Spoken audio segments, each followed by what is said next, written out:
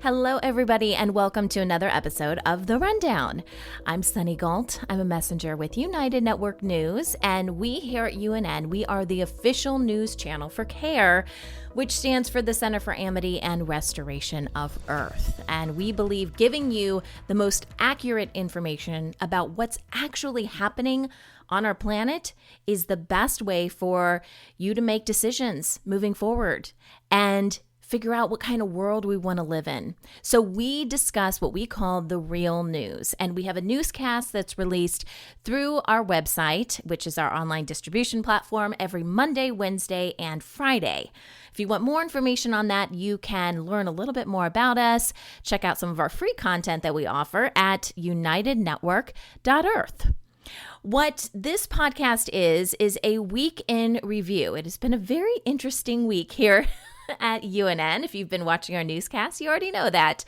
So we are going to review some of the stories that we talked about over the last few newscasts for this past week. This is a great opportunity for you guys to catch up on any stories you may have missed, or if you want to share UNN with others, because our content is initially behind a paywall. At least our newscasts are behind a paywall, at least for the first week.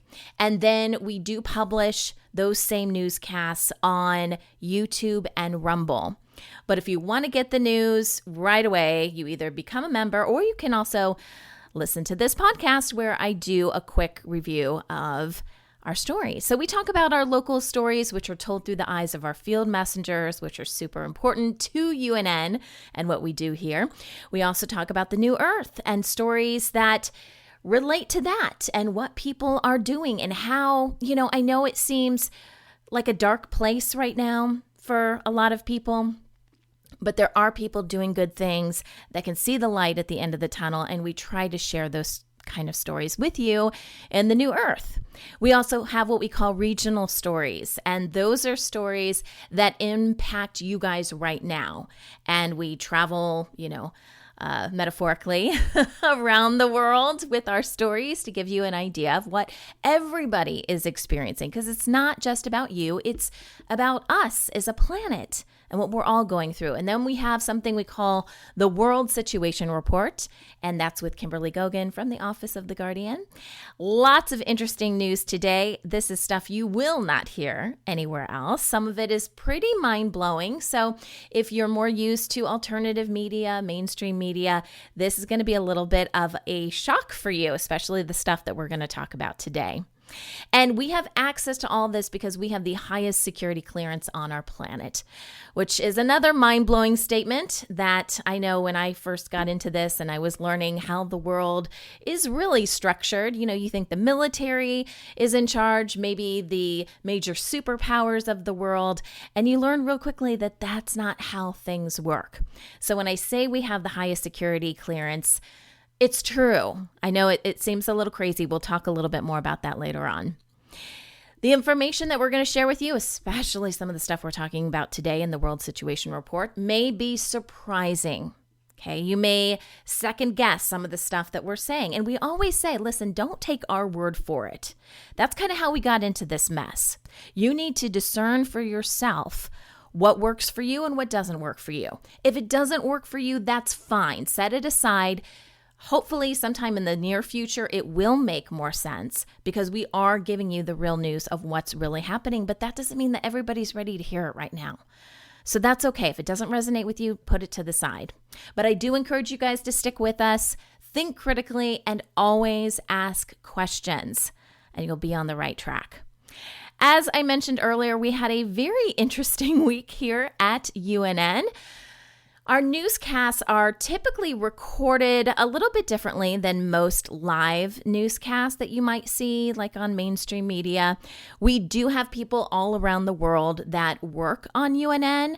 Some of the stories are created in advance. Some of them are done the night before based on, breaking news or things that are happening in the news right now. But this is the most segmented I think our news has ever been. That's not necessarily a bad thing. It's just a different way that we're recording right now.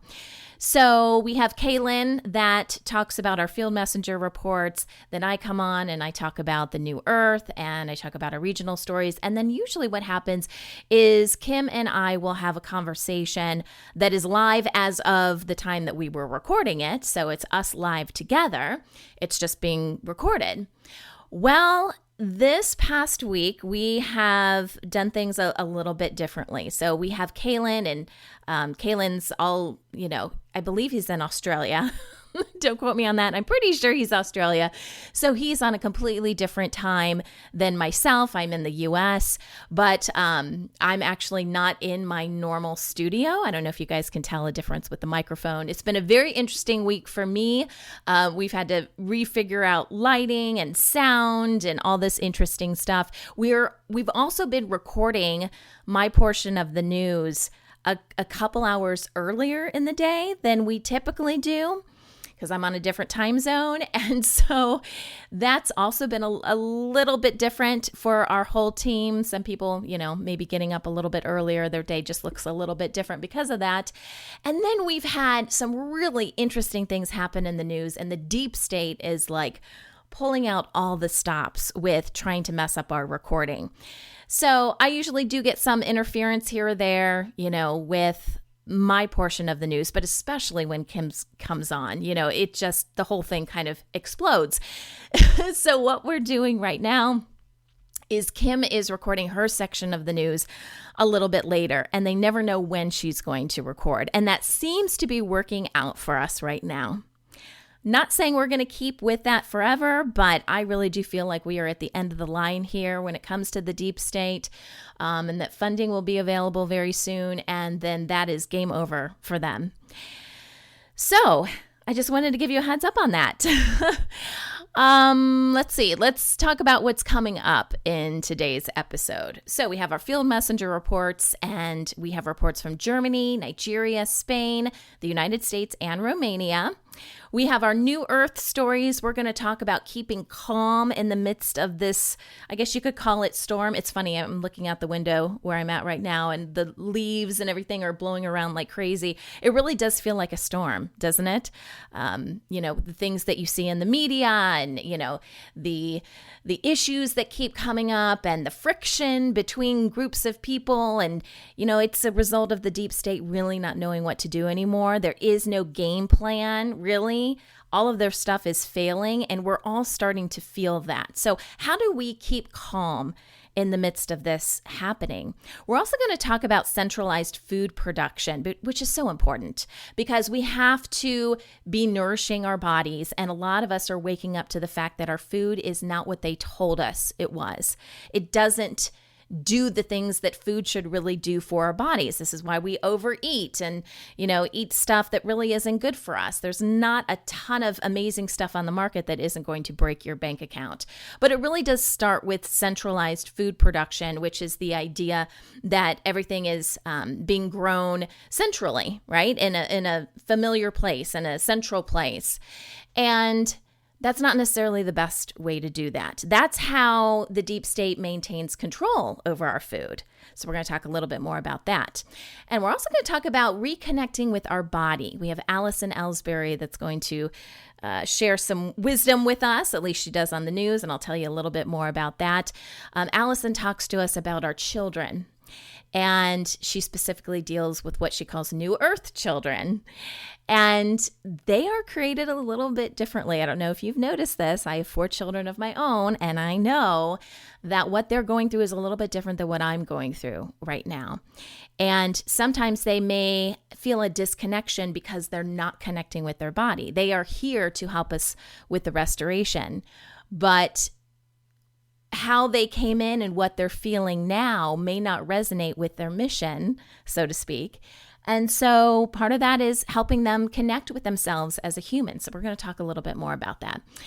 And then we have our regional stories. We're going to talk about natural disasters. We've got a lot of flooding that's happening right now. And it is real flooding, by the way. This is not HARP stuff or anything like that, but it is causing some issues. We're going to talk about visas and travel because there are some new changes that are coming to various countries. And then finally, a little bit about technology and AI. And then in our world situation report, we're going to talk about this crazy cyborg being program that the deep state, it's not even the deep state, guys. I mean, it's really their bosses, which are no longer around, and they were not human. But this idea of not allowing our planet to transition to the light, doing everything possible to try to make sure that the dark had a hold here on our planet. And I know this sounds like some sort of crazy thing you'd see on Star Trek or some other sci-fi program, but these were real programs that were designed to hinder us so that we can't fully transition into the light. So we like to share this information with you. We're also going to talk about your reptilian brain and the cortex. And I'm not going to say too much on that because Kim talks about it a lot, but it has to do with the amount of control that they could physically have over you, which we didn't even know this stuff existed. And it's not to scare you, it's to educate and inform, because there are things being done now to take away that control. The deep state never had control over this stuff, but their bosses did. And so we want you to know what's going on in your brain. I think you have a right to know what's going on there. And then finally, we're going to talk in the World Situation Report about receiving direct current from source. So that's direct energy, everything from the creator. And the way things were set up previously is that the light would get some. It was about balance. So the light would get some, the dark would get some. The light would get some, the dark would get some. And in fully transitioning into a golden age, what we're trying to do is make sure the dark doesn't get anything. And so we've had to rework some things. This is Kim, not me. She's had to rework some things in order for this to happen. So she's going to explain the progress that she's made with that and where we're going. All right, so let's go ahead and dive into this. Today is June 22nd, 2024. Here's the rundown of stories you may have missed this week on UNN.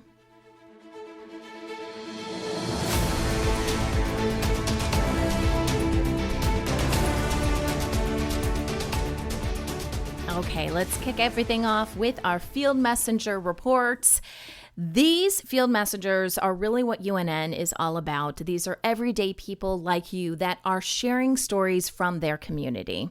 And there are all types of stories, as you're going to find out in just a second. Some of them are just more personal stories about what people are experiencing. Some of them are more newsy about flooding or fires and, things like that. You have community-based stories.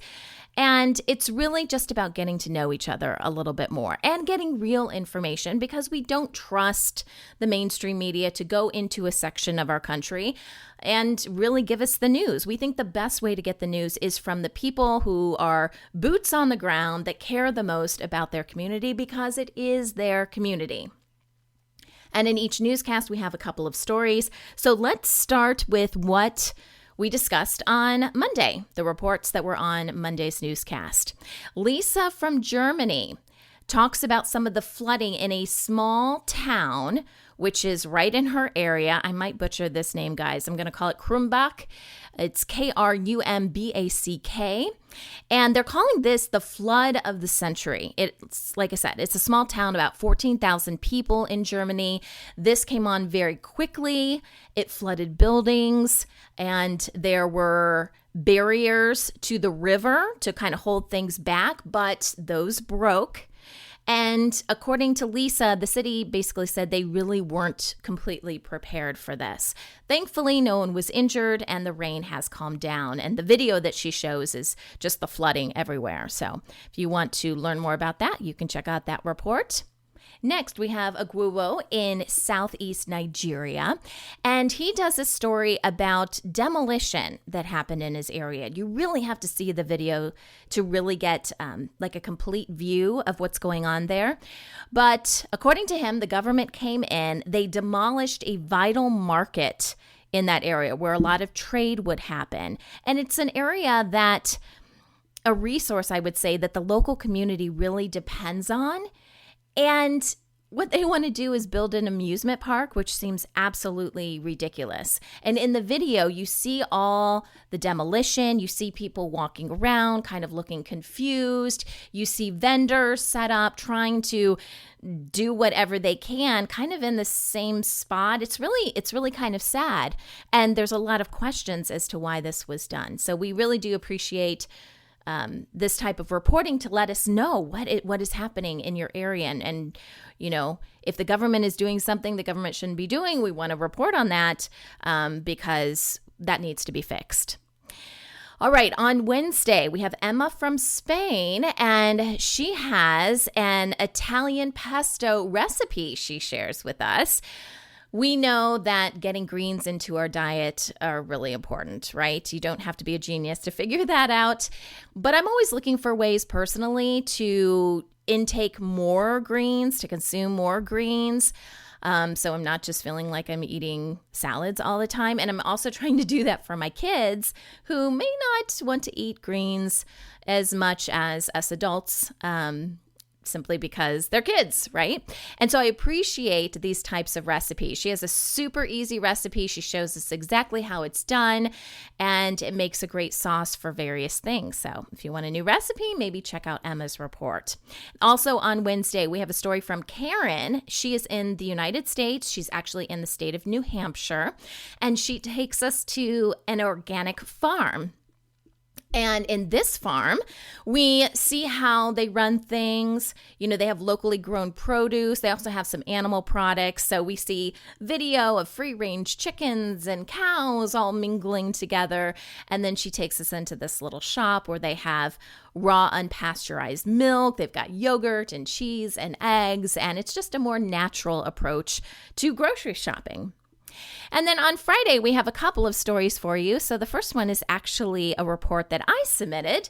My family and we ended up going to SeaWorld, which I know is kind of controversial. We actually got free tickets to go. And I'm a big fan of wherever you go, spread love. You know, and I know that's a little cliche, but that for me also carries over into our animals and the relationships we have with animals. So we went to SeaWorld, and my intention was just to love on the animals there. And we had a really interesting situation where one of the trainers came over to us and our family. We were just in this walrus exhibit, and she said, "Hey, would you like to see a walrus up close? Because we're getting ready to feed our walrus, and we like to invite families back to check this out." And so it was like this private viewing that my family had with this walrus. And I figured, you know, I don't believe in coincidence. I believe in synchronicity. And I thought this would make a great field messenger report, because who gets to see a walrus up close? So if you want to meet a walrus, you can check out our report that I did on Friday. The second story is also sea mammal related, and that is from Monica in Romania. And she does a story about this baby dolphin that was born at the Constanta Dolphinarium, which is interesting. We were actually talking about this, the UNN team, that they have a whole place just for dolphins. I didn't really know that was a thing, but apparently it is. This is the first time a baby has been born there in more than 50 years. And I thought it was interesting. In Monica's report, she said they can't tell the gender yet, so they've just named it baby. I don't know how difficult it is to tell the gender of a dolphin, but I thought that was interesting as well. So some real cute video there on Friday, guys. Again, if you want to check out any of those Field Messenger reports, you can watch them on the newscast if you have an active membership, or you can wait until they come out on YouTube and Rumble about a week later. Let's talk about the new Earth. So in this segment, again, the idea is to open everybody's eyes, to really get them thinking about the world that we want to create. Because yes, I know we live in this world where things may not look and feel the way we want them to, but it's important to be able to look past that and to create the world that we want. So we like to bring on people to encourage you guys, and then share stories about what other people are doing that may not get reported on very much, because it is more empowering and uplifting. We know the news was not originally created for that. It was meant to spread whatever their agenda is. And so we're trying to break that, break that mold as much as possible by encouraging you and uplifting you to create the world that you've always wanted for yourself, for your children, for all of humanity. So on Monday, we had Seth Dietland on the show. He is an angel communicator. Love Seth. He's also a hypnotherapist. And he talks about keeping calm during uncertainty, right? Because it would be very easy for all of us. I'm sure we all have to fight this concept of living in fear. I was watching a video recently and they were talking about fear. We always say fear is a bad thing, but there is a reason why we have that. Now, you shouldn't live in fear, but fear is also a warning for you. So it's important to take those messages. Don't live in fear, recognize it, thank it, if you will, for its role because it does serve a purpose. And then pivot or do whatever it is that you need to do so that you're not living in fear. And Seth gives us some really good information about how to keep calm so you don't continue or, end up living in fear. And really, he says it's about reversing our way of thinking, which is so important. He said changes are not happening to us. They are happening for us. And if we keep that kind of mentality, we don't play the victim as much. So he's got a really good message about that. I encourage you guys to check it out. On Wednesday, we had Will Harris on the show. He is a cattleman, I believe a fourth generational cattleman of Green Oak Pastures, which is in Georgia, by the way. And he talks about centralized food production and how the process of growing food in a central area, like these big industrial facilities or these large industrialized farms, how that is actually very dangerous and how that can lead to a lot of control. So if they want to put all these pesticides and nasty stuff in your food or in the water, that they're feeding to the plants, you don't really know what's going on. And Will talks to us a little bit about the importance of knowing where your food comes from and also what is really happening here, because that's kind of where all these farms were going to. And now you're starting to see these breakaway smaller farms look at this and go, you know what? The profit may not be as high, but we're going to keep doing more things in-house. We're going to grow, the things that, things the way we think they should be grown, which is better for society. And so he's got a great message, not only to farmers, but just for people that want to know more about their food and what's actually happening there, because food is fuel for your body, right? And then on Friday, we had Allison Ellsbury on the show. As I mentioned earlier, she is a New Earth soul guide. And I love talking with Allison because I want to know what's going on with our children. We know that our children are here to help us with the restoration of our planet and to help us in the new earth to live a different way. They're wired differently. We've talked about this on the show before.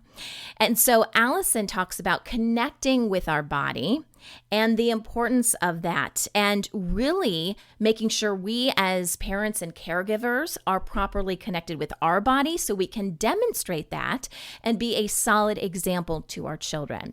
So please check that out as well.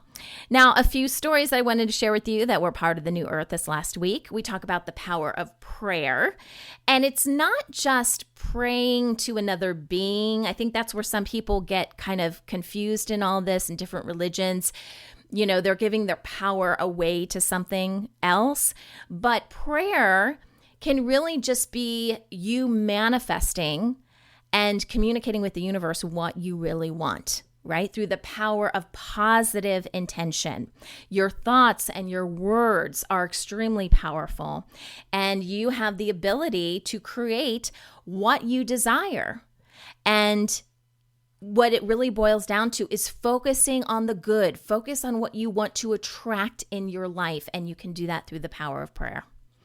We also talk about some farmers in the Nile Basin. They are moving away from traditional farming with agroforestry. Now, agroforestry is a land use management system that integrates trees with crops or pasture. It combines agricultural and forestry technologies, and they're seeing amazing results in the Nile Basin area. They are transforming sugarcane and eucalyptus fields into forest farms, which is really boosting the diversity. This results in healthier soils, improved crop yields, greater food variety, and a healthier livestock. And our final story, as part of the New Earth, has to deal with the future of math. And I really appreciated this.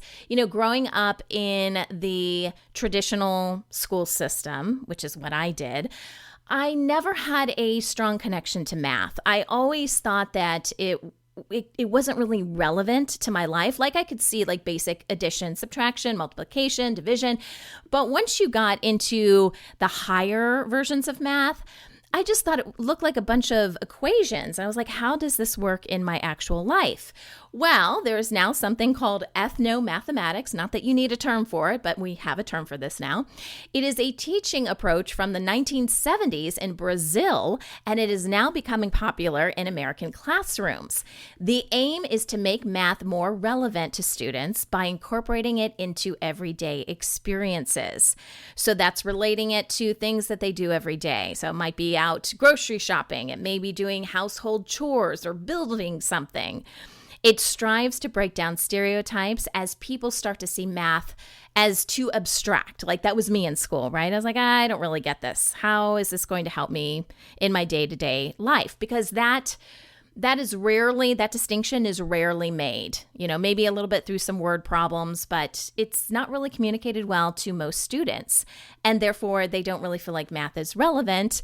And then they quit listening. So I love this approach. I think any time that we can relate whatever it is that we're learning to our everyday lives, we're going to be more interested in it. We're going to apply it more. It's going to make more sense to us. And they are now doing this through ethnomathematics.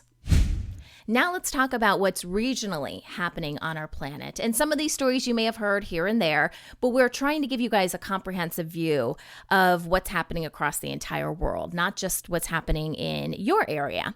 And so we have many stories that we talk about on each newscast. For the podcast, I like to break these down into categories of what I'm seeing more stories of. So kind of like topics. So the 3 topics that I saw from this last week is natural disasters. And I do mean natural. These aren't HARP related or anything to do with CERN or anything crazy like that. So we've got some stories about that. We've got stories about visas and travel because there are some countries that are passing some new legislation that you might want to know about. And then also technology and AI. So let's go ahead and dive into this. In Chile, there are heavy rains that have caused major damage in central and southern Chile. Authorities have declared a state of catastrophe in several regions. This is impacting millions of people, their residences. It is causing the destruction of homes. Heavy rains have resulted in around 3,300 people being homeless. It's also disrupted daily life and also resulted in school closures. In southern China, there are heavy floods as well. These rains are causing landslides. They're causing power outages. It's affecting thousands of people. Torrential rains have resulted in landslides that have killed people. They have damaged crops. Many homes have collapsed, and farmland has also been destroyed, leading to significant economic loss. Rescuers and helicopters are actively searching for survivors and delivering aid. And then in Bangladesh, we had a landslide. So again, this was a result of heavy monsoon rains. Those rains have triggered these landslides and all this flooding that's occurred in Bangladesh and India, killing people, displacing millions. It has crowded their refugee camps, which are home to more than 1 million people, and they are very vulnerable right now. There have been flash floods in northeastern Bangladesh, left millions of people stranded. There's also a heat wave, a severe heat wave in the south, which is causing additional fatalities and health issues as well. In the category of visas and travel, We have the UK making some changes. So more than 4 million non-European Union migrants in Britain must switch to digital visas by the end of this year or risk losing their legal rights. The current biometric resident permits expire on December 31st. And charities are actually speaking out about this. They warn this disruption, this abrupt switch that they're trying to do will impact groups, a lot of refugees. They say even trafficking survivors will be impacted by this. In Ecuador, starting July 1st, Chinese travelers will need visas to enter Ecuador. They have temporarily suspended a visa waiver agreement with China due to a significant rise in regular migration. According to their foreign ministry, they say half of Chinese nationals who entered Ecuador in 2023 did not exit through regular channels or within the 30-day allotment. Migration patterns show Chinese nationals are amongst the top migrants reaching the U.S., with 37,000 arrested at the southern border last year. So they're making this connection saying, hey, they're coming into Ecuador, but they're not leaving through the means that most people are leaving, right? So where are they going? And we're finding that a lot are trying to get into the U.S. Speaking of the U.S., they have announced a new program allowing undocumented spouses of U.S. citizens to apply for permanent residency and eventual citizenship.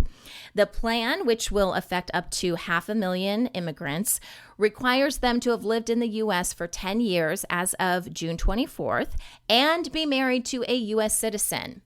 Additional benefits include temporary work permits and protection from deportation while their green card applications are being processed. The program could also help 50,000 undocumented children whose parents are married to U.S. citizens. And finally, in this category, we have Alaska cruise ship limits. So Alaska's capital city is limiting the amount of cruise ship passengers to address concerns over tourism impact. The city has a population of 32,000, and it saw a 1.65 million cruise ship passengers just last year. And they say this caused environmental issues as well as quality of life issues. This new agreement restricts daily cruise passenger arrivals to 16,000 from Sundays to Fridays and 12,000 on Saturdays. All right, our next category here is technology and AI. I've got a few stories I want to share with you. So let's start in Australia. Many Australians are concerned over Meta, so Meta, Facebook, Instagram, Meta's decision to use users' data to train AI models. These changes would allow them to leverage users' posts, pictures, captions, and comments for AI training, and that is expected to start June 26th. The anxiety stems from the personal nature of this information. Many people fill this information with family and personal moments. These are the things that they're posting, and they really don't want AI to be checking all of this out. Australia cannot opt out of Meta's policy changes, but both European states, UK users have managed to halt these changes thanks to stricter regulations. So that's kind of what they're looking at over there. Let's talk a little bit more about the EU. So there are new proposals in the European Union that aim to scan private communications allegedly to combat child exploitation. There are concerns about companies having unchecked power, gaining this unchecked power, and the potential misuse of backdoor access for widespread monitoring. The latest version of this legislation requires user consent for scanning photos, videos, and URLs, with non-consenting users barred from sharing media. So I always get a little hesitant when I see them trying to control us a little bit more and then using what I'm going to call an excuse like child exploitation, something that we all just cringe at the idea of. Maybe there's some positive intent in this, but it feels a little fishy to me. And then our final story is about McDonald's. All right, so McDonald's has ended its trial of AI-assisted ordering at select drive-thrus after viral videos showed that the technology was making a ton of mistakes. And as you can imagine, this makes for great viral video fodder and a lot of conversations online about this. So this was part of a partnership with IBM. It started in 2021. The system was supposed to streamline orders, but instead resulted in a lot of mix-ups. I can only imagine all the wrong orders that ensued as part of this. I'm sure that was what all the videos were about. Despite these issues, McDonald's continues with its plans for exploring voice ordering solutions. Now it's time for highlights from the World Situation Report with Kimberly Gogan from the Office of the Guardian. Now, as I mentioned earlier, this was a really different week for us. Usually Kim and I are bantering back and forth about whatever it is that she needs to talk about and inform the public about. So this was different because she recorded separately, and it has been a crazy week for Kim.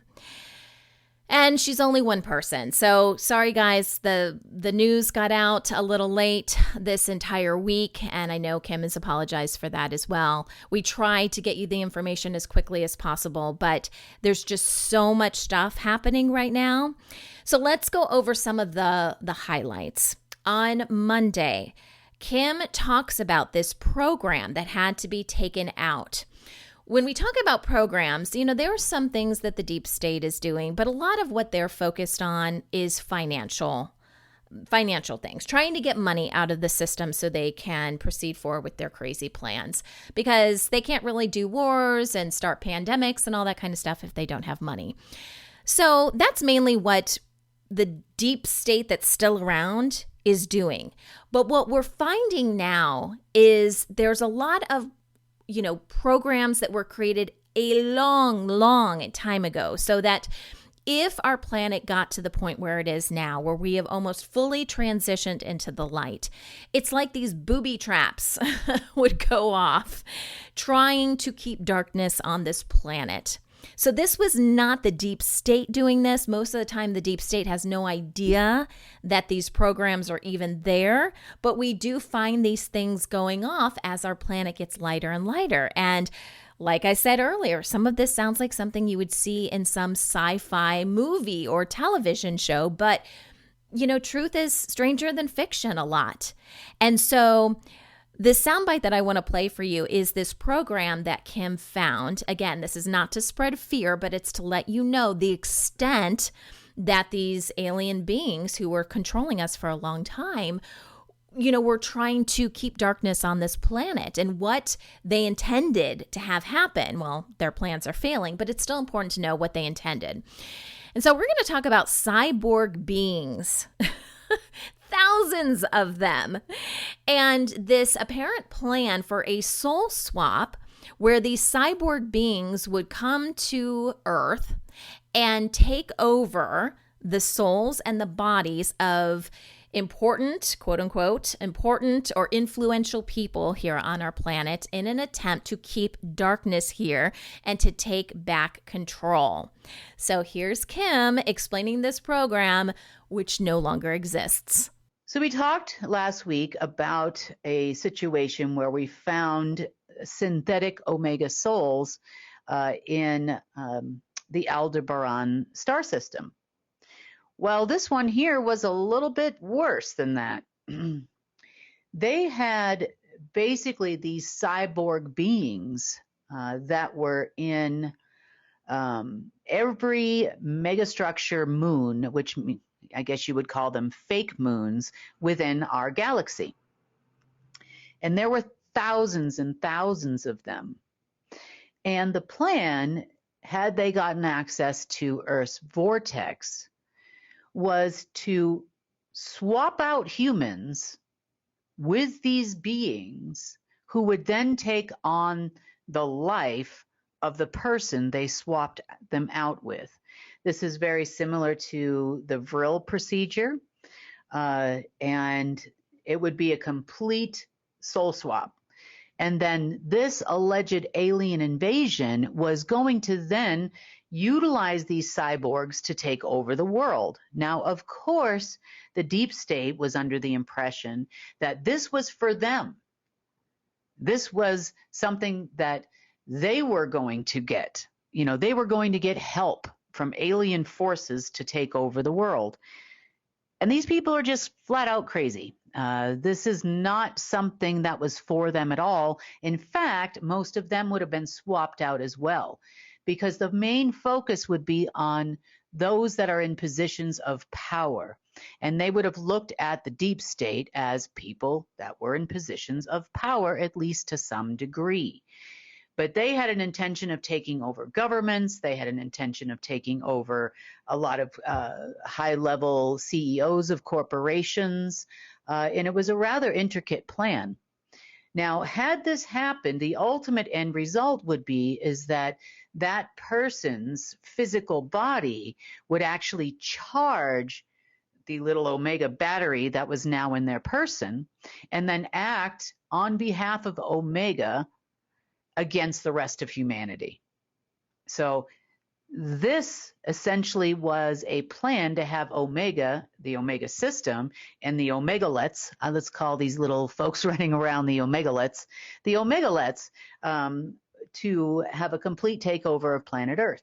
So I guess you could call this a plan B when the events of Friday failed. Now, speaking of the events of Friday, when we last talked, more and more information was coming in through the rest of the day.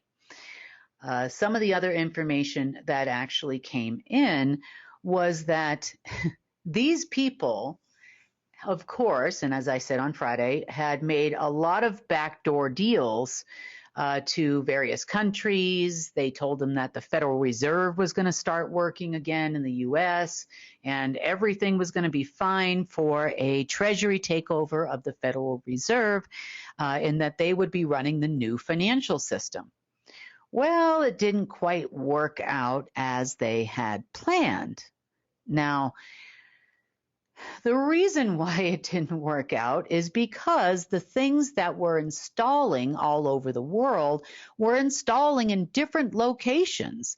And then, of course, those countries that were promised a lot of money, access, and these types of things started calling them and complaining and said that they stabbed them in the back, that they never had any intention of following through on their deal, including the United States and including the Treasury departments. Everything that was attempting to be installed was completely and totally out of their control, and they were actually forced to admit it by Friday night, that they were not in control of that technology. Whether they know it or not, they actually admitted it on a conference call, another super secret conference call in the evening. So these people, true to form, do not like to be embarrassed. So they were looking for any kind of secret communication line other than, of course, the Templar line and the Jesuit line, which had been taken out last week. So they found, and thank you for pointing this out to us, Deep State, you also found the Knights of Malta communication lines and secret monetary system, which were taken out over the weekend, and a number of other systems, such as any remnants that the NSA maybe had left or things that they had access to. Also, there were some fraudulent backdoor things going on behind the scenes with real money that is acquired by selling Bitcoin. That also is no longer an option for the deep state.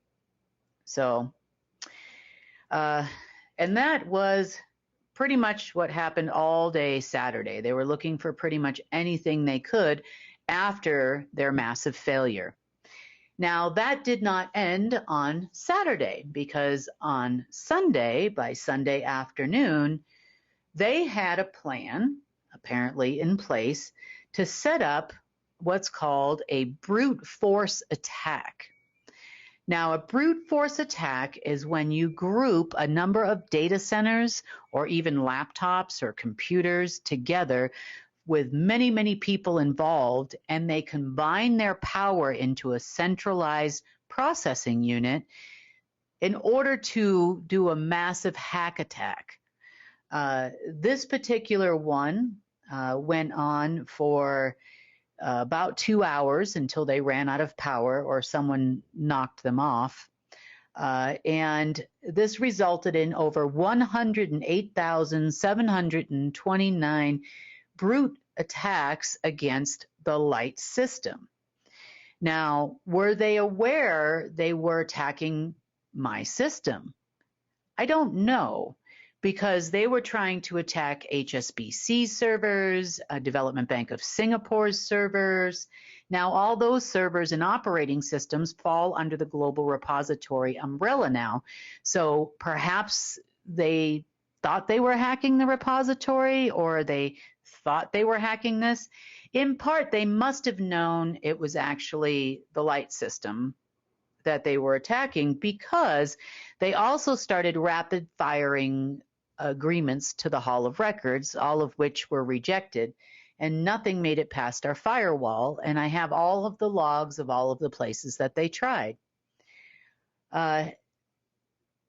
My guess would be they were using a routing arbiter system that was formerly used to monitor internet traffic, which was also taken out over the weekend. But this attack did not end there.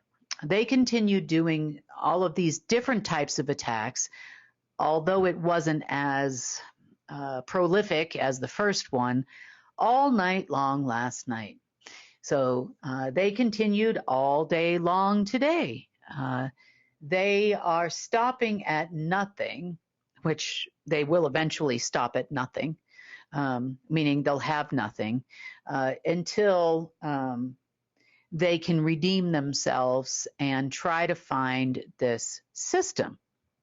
But there was more to this system that was being installed or attempted to be installed than these people were under the impression that there was. They thought this is just an electronic thing and that it's just happening spontaneously because the Omega system is back or something. I'm not sure. But one thing is clear is that because of their brute force attack and because of their joint efforts, we were able to locate 2 specific facilities that were also pleasant gifts from Marduk. You know, Marduk loves to leave gifts for future events. And one of those facilities was actually under the main HSBC Hong Kong headquarters. Now, these things have been there probably since the late 70s, early 80s, in preparation for all of these plans of Marduk to go off one after the other, should they ever lose control of the financial system. Now, this also had nothing to do with these people. But this particular facility was designed to transmute any cash that was in the system and transfer it back to the old debt system versus the light system asset-based system. That did not work out well. That facility is no longer there. But that facility was a tiny little facility compared to the one that was on an island off the coast of Hong Kong called Tung Ping Chau Island. Now, there's no surprise here. This beautiful little island is also a UNESCO World Heritage Site and contained a massive amount of alien technology. Basically, it was called the Systems Administration Unit, specifically for the Omega system. Now, did they know this is what they were hacking? I highly doubt it. Did they know that everything that was being installed was still going to go into a centralized system to be controlled by Marduk, which he would then have to push the final button and issue session keys and master keys and access to the new system, even if it was fully installed? Again, these people are just under the impression that all these things are for them, and that is simply not true. Marduk never did anything without having full control over it, and would never grant a gift to humans, whether it be their bloodline or not. Okay, so the cyborg being soul swap program didn't quite work out. Let's talk about what we discussed on Wednesday. So on Wednesday, Kim, she started things out by playing this video, which I thought was really interesting. You can go back and actually watch it. It was from a third-party YouTube channel, and it was really interesting. It was talking about you and your brain and trauma and how your brain reacts to trauma, specifically any kind of PTSD, which, let's face it, we're all kind of going through PTSD at this moment, whether you realize it or not, because of all the things that they try to do to us.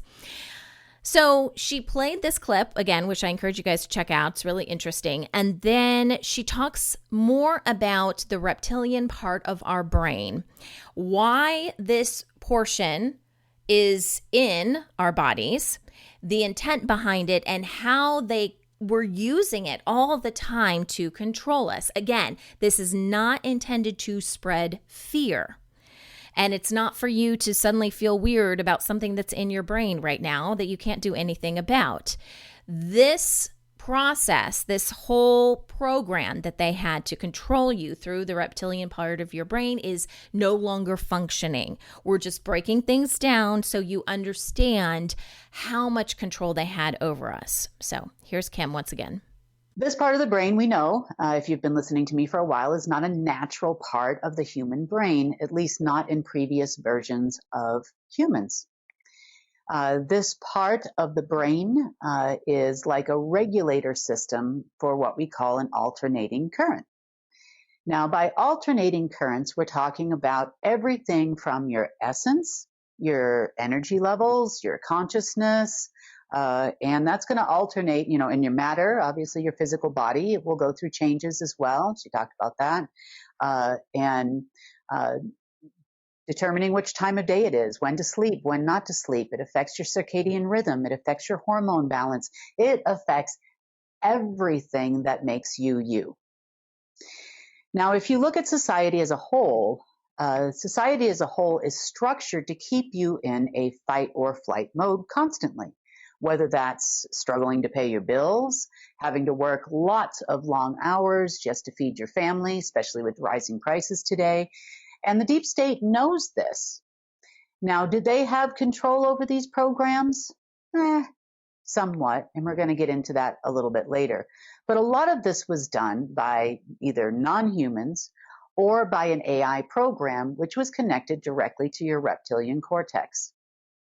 Now, the reptilian cortex, some people call it the gray matter, of your brain. That's because it contains both dark, light, and neutral everything: essence, energy, consciousness, matter, frequency, you name it, it all goes through that part of the brain.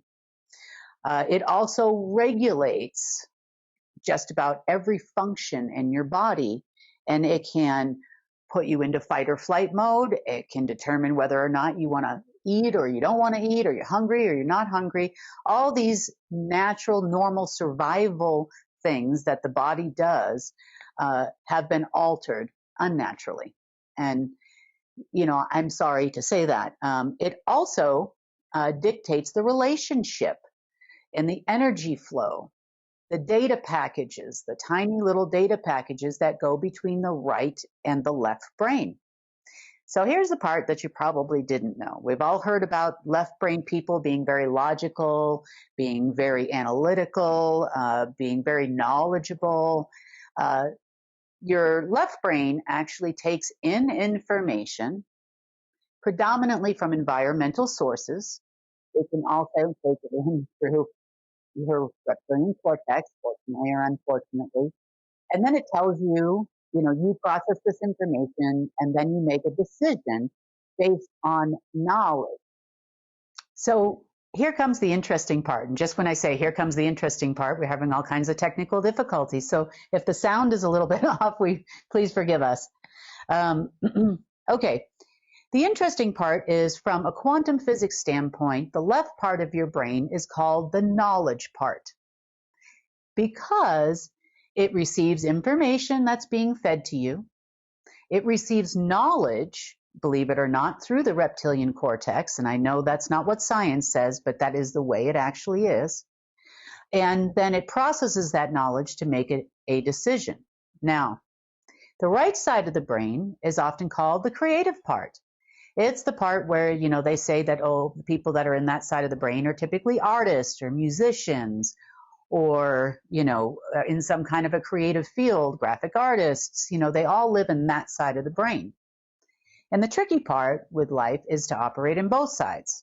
That's ultimately what would be optimal for the human being.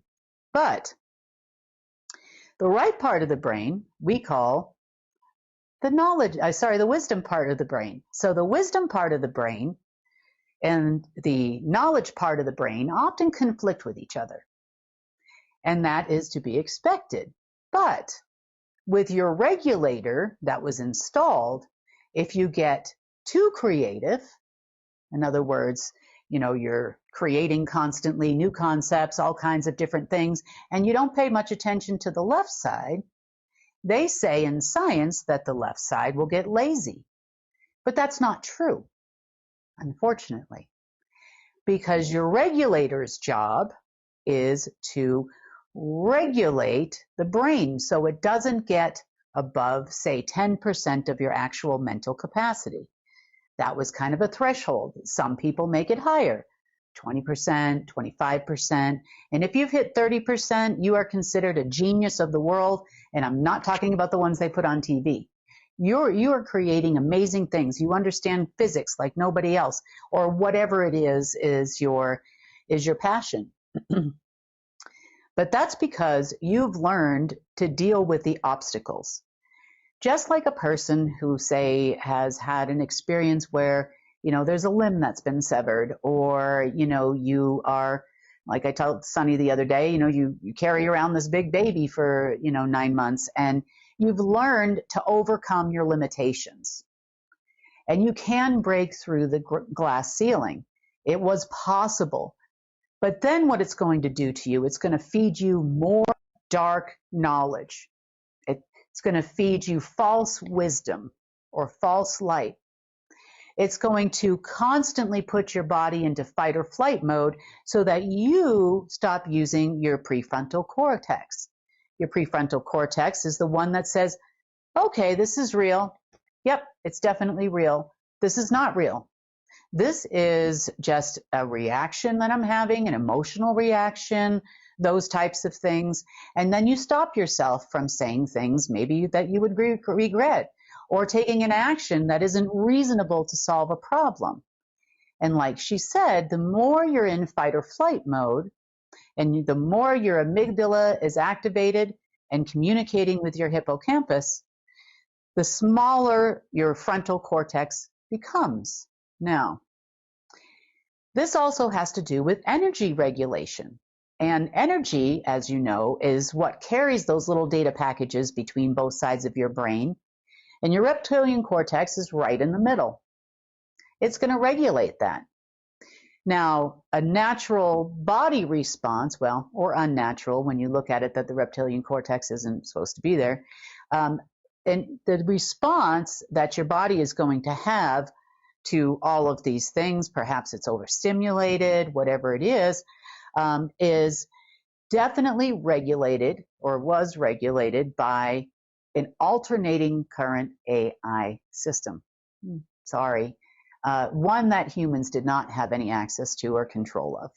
So the deep state's ability to alter this was only done via programs like MK Ultra and other programs that they run on literally all of humanity. So you're not the only one that has these responses. Next, keeping someone in fight or flight mode, even if it's just to support your family or to take care of an illness and you're a little bit nervous or you're scared of things, will directly alter your neurological state. Therefore, altering your neurological state is going to actually change every single organ in your body. Do they have the ability to do some of these things? In the past, yes. This is your Internet of Body things would be connected into here. And a number of other programs they would run on you, such as disease. How do you manipulate the body into getting something in a particular organ? How do you interfere with, let's just say, a foreign substance that may have been injected into your body at one point in time because you didn't want to get a disease? You know, all of these things could be regulated directly through your reptilian cortex. Now, is it possible for memories, miasms, and engrams to exist from past lives? The answer to the question is yes. Say you have a fear of heights, or a fear of spiders. Now, you've never been bitten by a spider. You've never fallen off a tall building. So it's a fear that you don't actually have from something that happened in this lifetime. They have the ability to bring it up and to affect your long-term memory, which is in the neocortex of the brain, and also affect your hippocampus. These are kind of things that I call buttons. Like the deep state loves to push buttons, find out what she's willing to do or he's willing to do, or that kind of thing.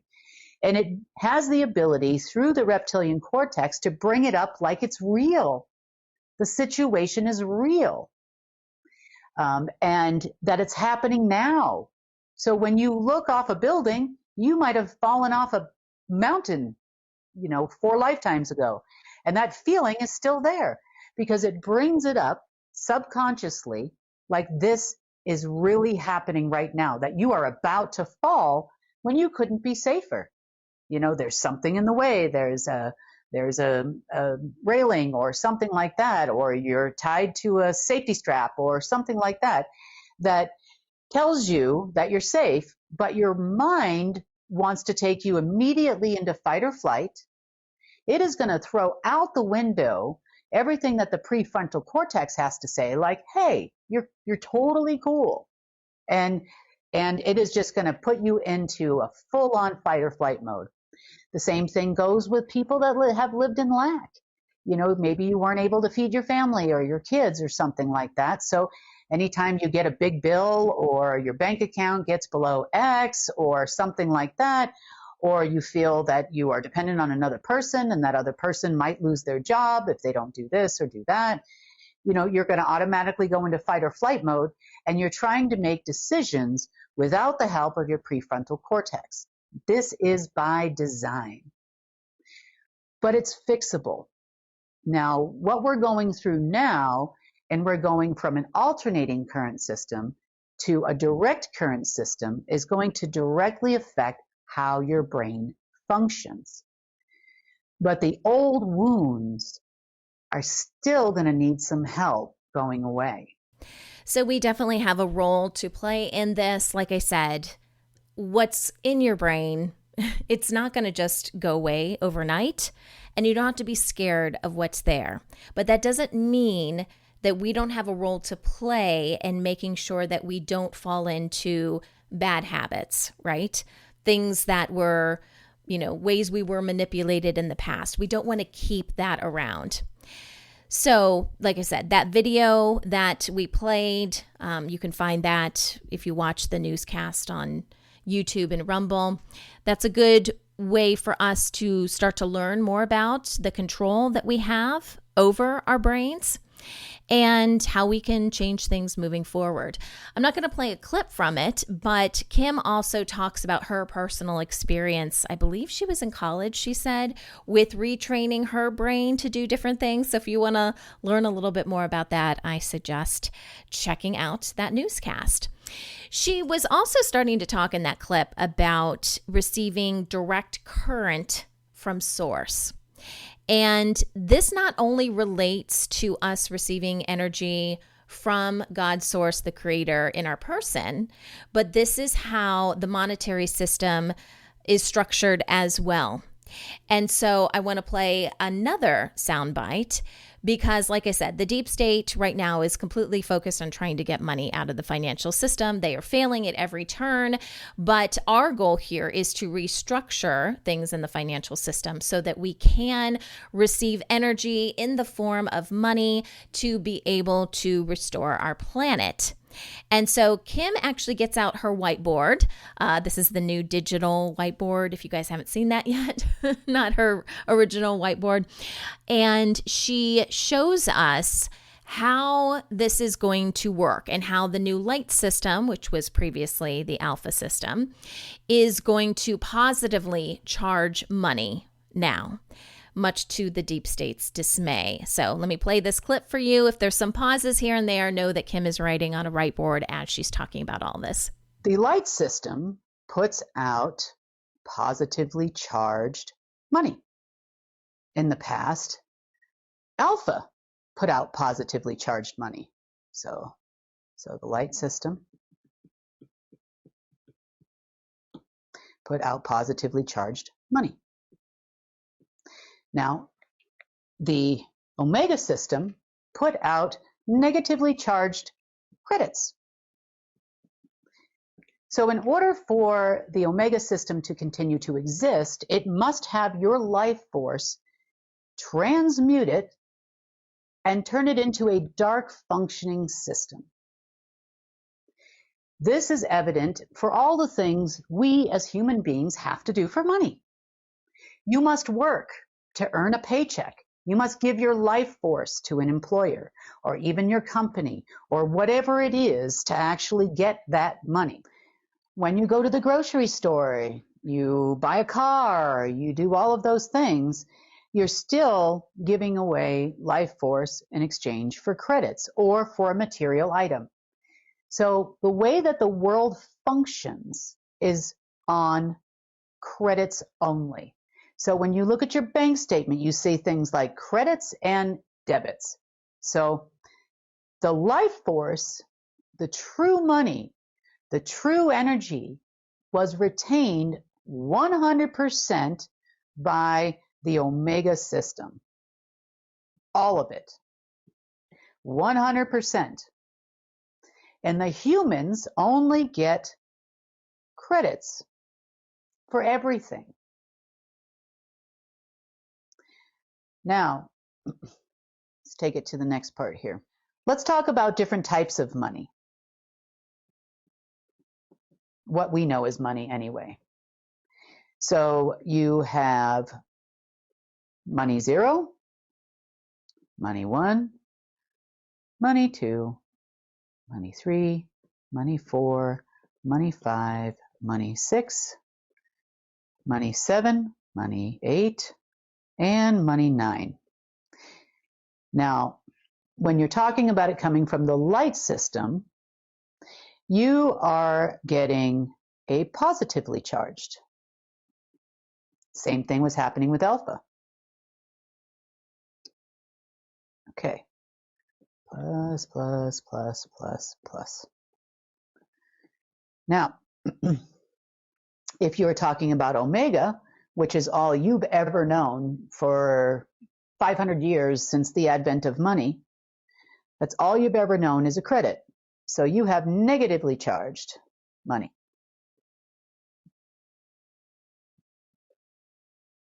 Oops. Oh, my battery's dying. Sorry. Better hurry up. Better go fast. Okay. M2 all the way to M9. Okay. These are all negatively charged, which means that it's going to drain you to get it. Interesting how the whole financial system was structured in this way. So now, what is the neutral in this case? Does the system put out neutral money? The answer to the question is no, it doesn't. What it actually does is it regulates it. So now I've got a regulator system saying, look, Kim, you put out money 1, you put out real, true, pure energy. And what Omega wanted to do is convert that to a credit and to hold on to my money, right? To hold on to the allocation numbers and the money from Alpha. And by the time it reached you and your bank account, there was nothing left of money. Now, the deep state doesn't fully understand when we went from this system to a light system, got rid of the regulatories and the regulators in between, there is no trade for trade. They don't get to give you a credit anymore. Now, the different types of money, there's different definitions online about what it actually is, okay? But I look at it probably differently than anybody else does. I look at it as M0. Now, zero of the entire universe is a place of no creation, right? It's a place of source where all actually is. There's no actual velocity. Nothing is actually moving. And that is the origin of the money. Now, if you look at the financial system, some people will call money zero those papers you hold in your hand. Some people call M1 digital cash. Some people call M2 bonds. Some people call it government bonds or treasury notes or whatever it is. But it's the whole reason why everybody hates everybody cannot stand this fiat system. You just don't know why you hated it. And what you don't know is that even with a gold backing, it's still a fiat system, because all that energy that came in through the veins of gold and your person gets sucked right out to keep a system alive. That's his only function. Now, as far as the deep state is concerned, they obviously don't understand this, because they've been having a serious problem getting what they're calling money zero, which is numbers on a screen with no allocation numbers, into the banking system, which is now controlled by the light system. They don't understand that money zero, it's not just an allocation number problem, guys. It's the conversion to an asset-based trading system, which is a giver of life force. So your money, central bank or otherwise, is never going to make it back in. And once there are no more regulators, which we're getting right down to that wire now at this point, we could possibly have many more, then there's nothing left for you.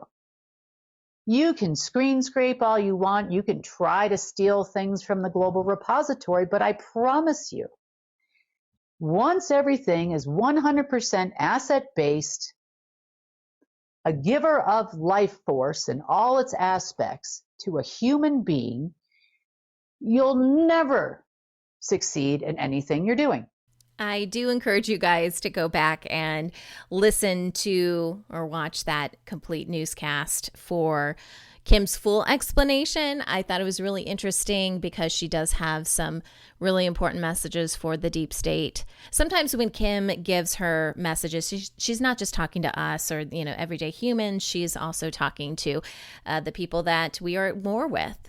And she really handed it to them, I have to say, on this newscast. And so if you want to hear Kim go off on the deep state and how they are not going to be successful no matter what they do, and they basically need to come to their senses, then I encourage you guys to check out Wednesday's World Situation Report in its entirety.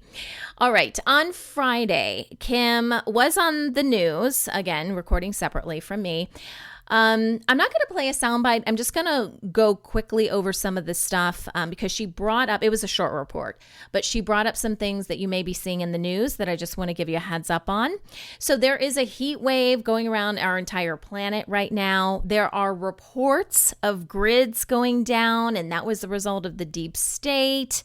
None of that is true. This is natural. Our whole power system has to be revamped. And, we've run a lot of stories even in our regional news about people not having power and brownouts and blackouts. And so this is another one of those as a result of a heat wave. We did have an overload, but this is not triggered by the deep state.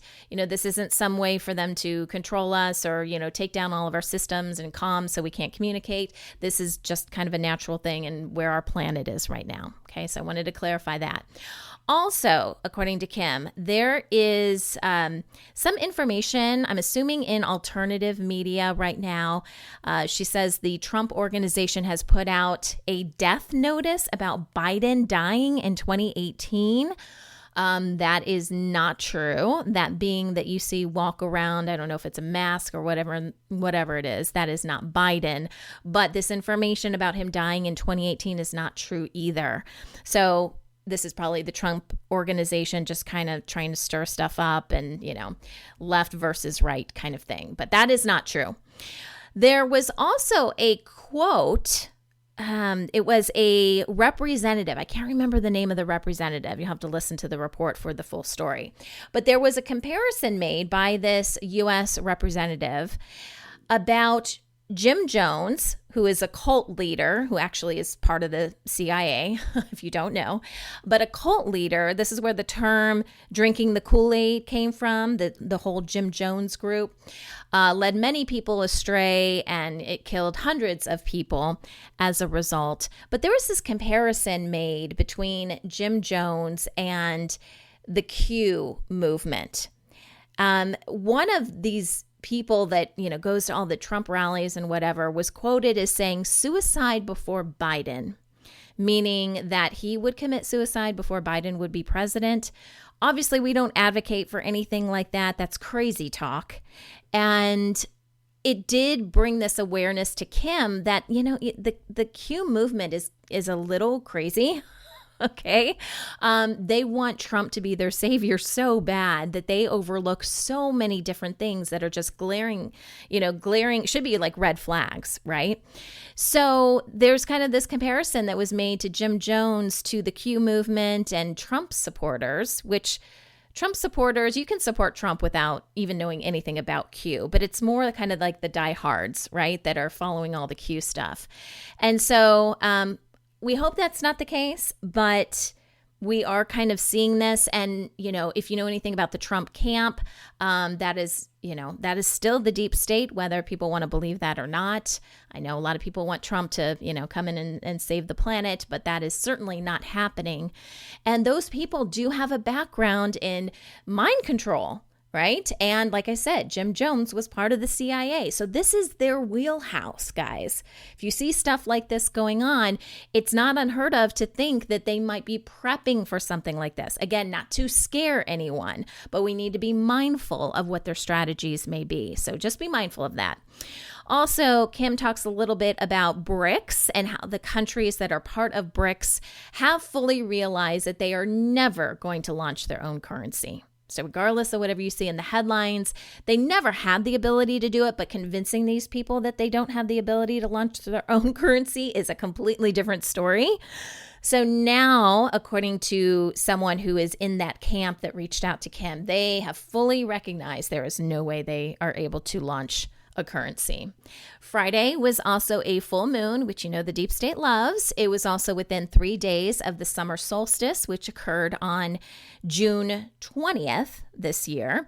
So they were running around doing their usual antics. I'm sure there was a lot more that happened Friday after Kim recorded and also over the weekend, and we hope to have a full report for you by Monday.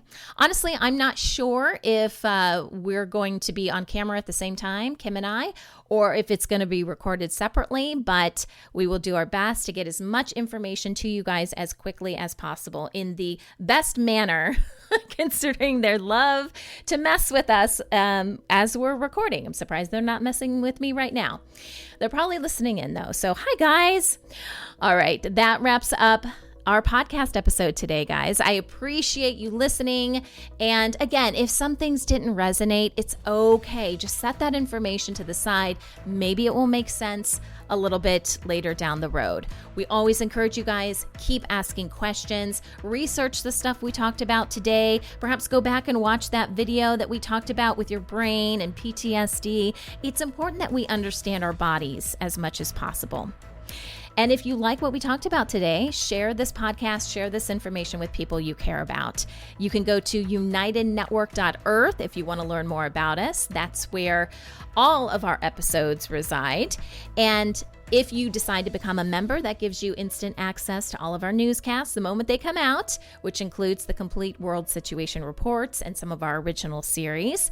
And you can also comment under the videos. I try to hop in there. Kim hops in there and, answers questions as we can. We also have an online community called United Chat, where you can get together with like-minded people, because I know it kind of seems like it's kind of a lonely place to be right now when you have this information and, not everyone understands or wants to know really what's happening in the world. So this is a place where you can connect with others.